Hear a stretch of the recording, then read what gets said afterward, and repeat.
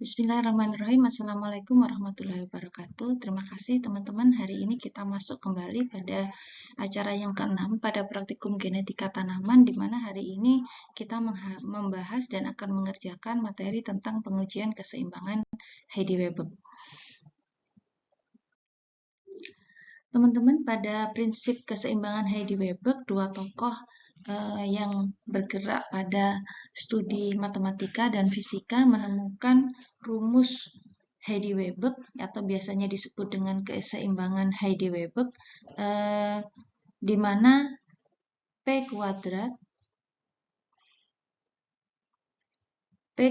sama dengan 2PQ plus Q kuadrat sama dengan 1.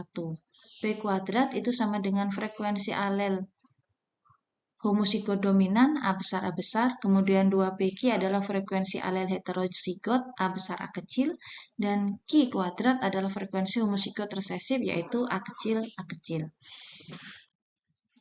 Nah, teman-teman, kita bisa membayangkan bahwa di sini ada suatu populasi tanaman ya, bunga. Jadi populasi bunga di sini ada warna yang bermacam-macam, dan ini adalah satu kesatuan kita anggap populasi yang tidak dipengaruhi oleh lingkungan luar dan tidak bisa keluar masuk dari populasi ini. Sehingga teman-teman kita asumsikan di sini bisa memenuhi kaidah rumus Heidi-Weber, di mana untuk dua alel A besar dan A kecil pada suatu lokus, frekuensi alelnya dihitung sebagai berikut. Jadi, P plus Q sama dengan 1, P adalah frekuensi alel A besar, Q adalah frekuensi alel A kecil. Nah, dari sini, dari masing-masing alel, jika bergabung maka dia akan membentuk genotip. Nah, pada frekuensi genotip dirumuskan P kuadrat sama dengan 2PQ plus Q kuadrat sama dengan 1, seperti yang sudah disajikan di depan tadi.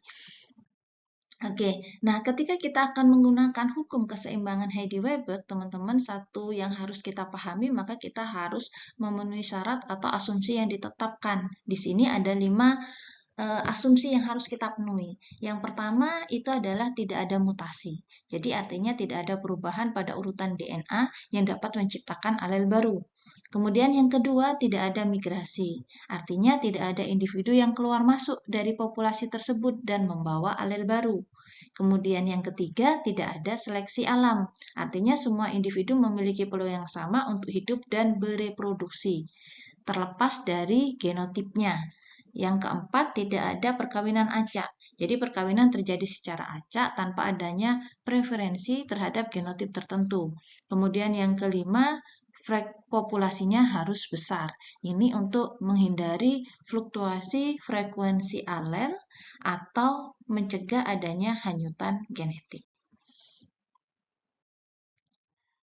Teman-teman, untuk apa sih sebenarnya kita mempelajari hukum keseimbangan Heidi-Weber?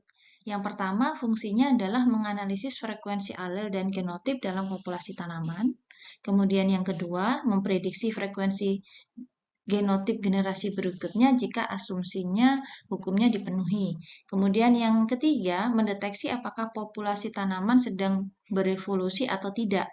Yang keempat, mempelajari pengaruh gaya evolusi pada variasi genetik tanaman.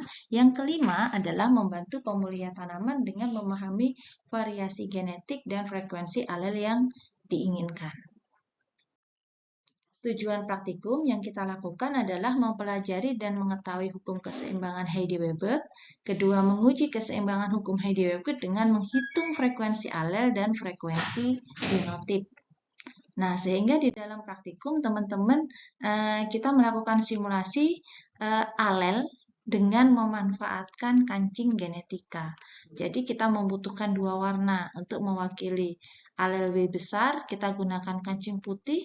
Kemudian untuk mewakili alel W kecil, kita gunakan kancing merah. Selanjutnya, teman-teman, kita buat populasi tertutup dalam sebuah amplop. Artinya tidak bisa keluar masuk ya. Jadi kita masukkan sejumlah kancing yang mewakili W besar dan sejumlah kancing yang mewakili W kecil. Boleh dengan rasio 2:3 atau 3:2 ataupun dengan rasio yang lain ya teman-teman untuk simulasi ini. Nah selanjutnya kocok kancing dalam amplop tanpa melihat, ambil 2 kelereng atau kancing bersamaan, analogikan dengan proses perkawinan acak membentuk individu baru. Nah, di sini untuk pengambilannya adalah 2 kancing ya. Selalu 2 kancing setelah diambil, kemudian dikembalikan lagi ke dalam amplopnya. Kemudian diambil lagi yang baru sampai dilakukan sebanyak pengulangan 200 kali.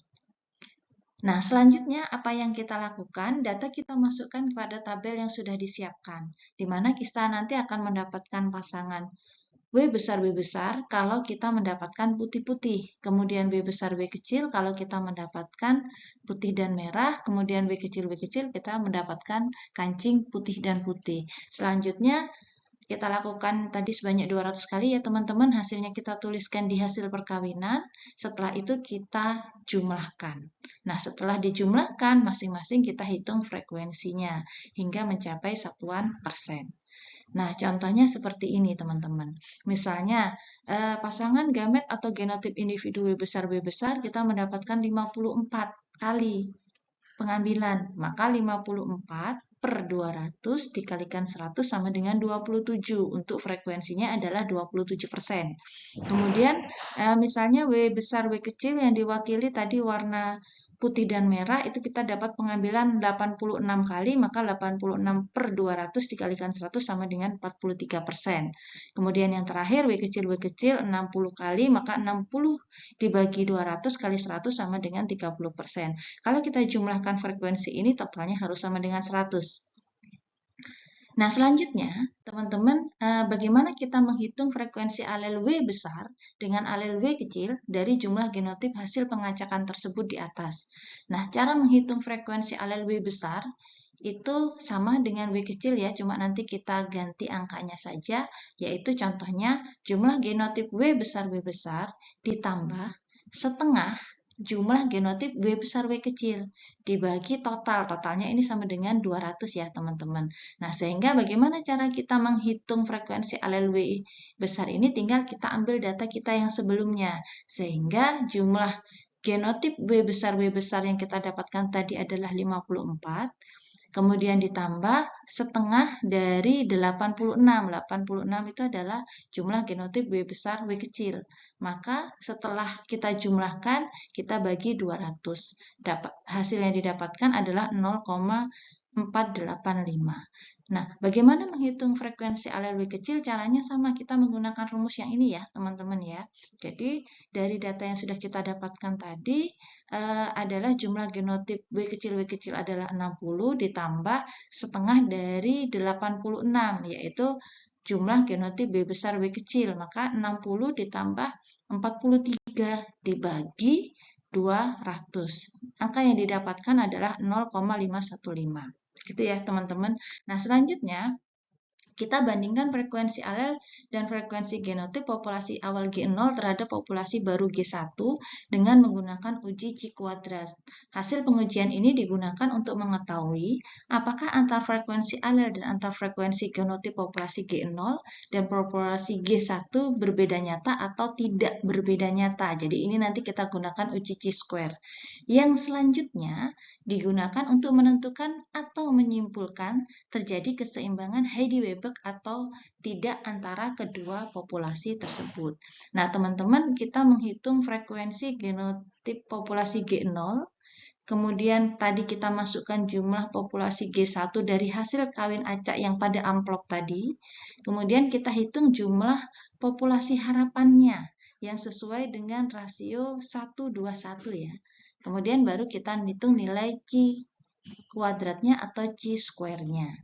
Nah, cara mengerjakannya seperti ini ya, teman-teman ya. Jadi genotipnya ada 3, mohon maaf ini yang paling bawah harusnya W kecil ya. Jadi frekuensi genotipnya sudah kita masukkan dengan rasio 1:1, kemudian jumlah populasi G1 hasil kawin acak sudah kita masukkan angkanya sesuai dengan tabel yang di depan. Kemudian kita hitung jumlah populasi harapannya berdasarkan populasi G0-nya ini ya, teman-teman ya. Jadi sehingga di sini seperempat dikalikan 200 sama dengan 50, seperempatnya didapatkan dari sini, kemudian setengah kali 200 sama dengan 100 didapatkan di sini setengahnya, kemudian seperempat dikalikan 200 sama dengan 50, seperempatnya didapatkan di sini. Nah, kalau sudah ketemu nilai ini, maka kita sudah bisa menghitung nilai C kuadrat, yaitu dengan rumus O min E kuadrat per E. Jadi ini nanti hasilnya selalu positif ya, teman-teman. Nah, kita contohkan di genotip W besar. Maka 54 diperoleh dari sini ya teman-teman ya. 54 dikurangi 50 didapatkan dari sini yang merupakan nilai harapan. Setelah dikurangi ditambahkan, kemudian setelah dikurangi dikuadratkan, mohon maaf, kemudian dibagi 50 sama dengan 0,32. Selanjutnya caranya sama ya, ini 86 dikurangi 100 dikuadratkan dibagi 100 sama dengan 1,96. Kemudian yang ini 60 dikurangi 50, 60-nya yang ini ya teman-teman, 50-nya yang di sampingnya dikuadratkan per 50 hasilnya sama dengan 2. Kemudian kita totalkan nilainya ditemukan 3,92. Selanjutnya kita bandingkan dengan C kuadrat tabel ya. Jadi C kuadrat tabel yang sudah kita pelajari di materi praktikum sebelumnya, maka kalau di sini kita bandingkan 3,92. Nah, kita lihat dB-nya berapa. Derajat bebas itu teman-teman selalu dikurangi 1 ya. Jadi derajat bebasnya selalu dikurangi 1 sehingga yang kita dapatkan untuk nilai C square-nya itu adalah 5,991. Dan ini nilainya untuk data nilai C square hitungnya masih lebih kecil dari C square tabel, sehingga teman-teman sudah bisa menyimpulkan sesuai dengan H0 atau tidak sesuai dengan H0. Kalau misalnya tidak sesuai dengan H0, maka dia H1. Jadi kesimpulannya, apakah populasi ini masih sesuai tidak dengan G0 atau tidak sesuai, gitu ya kesimpulannya. Nah, selanjutnya dari sini teman-teman juga bisa melakukan perhitungan untuk frekuensi genotip awal sebagai berikut. Nah, frekuensi genotip W besar itu sama dengan P kuadrat. P adalah frekuensi alel W besar. Frekuensi genotip W besar W kecil itu sama dengan 2PQ. Q adalah frekuensi alel W. Kemudian frekuensi genotip W kecil itu adalah Q kuadrat. Nah, jadi teman-teman frekuensi genotip W besar yang tadi sama dengan P kuadrat, maka kita tinggal memasukkan nilai yang sudah kita dapatkan dalam perhitungan frekuensi genotip tadi. Jadi W besar. Nah, tinggal kita kalikan saja. Kemudian juga dengan frekuensi genotip W besar W kecil itu sama dengan 2PQ, tinggal kita kalikan saja. Dan yang terakhir itu adalah W kecil, genotip W kecil itu Q kuadrat, ini tinggal kita kalikan saja, nanti kita akan dapat angka frekuensi masing-masing genotip. Nah, selanjutnya, kalau sudah, teman-teman juga bisa melakukan perhitungan jumlah individu harapan untuk masing-masing genotip untuk keperluan pengujian adalah dengan mengalihkan frekuensi masing-masing genotip populasi G0 terhadap jumlah individu yaitu 200 sesuai dengan jumlah kawin acak yang kita lakukan tadi. Maka Anda bisa merujuk pada tabel yang sudah kita buat sebelumnya, teman-teman. Jadi frekuensi masing-masing genotip populasi G0 sudah kita ketahui dan juga jumlah individunya yaitu sebanyak 200. Nah, baik itu teman-teman untuk materi yang akan kita kerjakan pada kegiatan praktikum kita kali ini. Semoga bisa menjadi panduan bagi teman-teman. Nah, setelah mengerjakan ini nanti teman-teman langsung lanjutkan untuk membuat pembahasan dan kesimpulan dari hasil praktikum yang sudah dilakukan. Jangan lupa teman-teman juga menuliskan daftar pustaka dari rujukan-rujukan yang sudah diambil. Semoga kegiatan hari ini bisa berjalan lancar dan teman-teman bisa mendapatkan ilmu yang bermanfaat. Mohon jangan mudah berputus asa di dalam mengerjakan sesuatu karena sesungguhnya di balik setiap kesulitan atau bersama setiap kesulitan itu pasti ada kemudahan.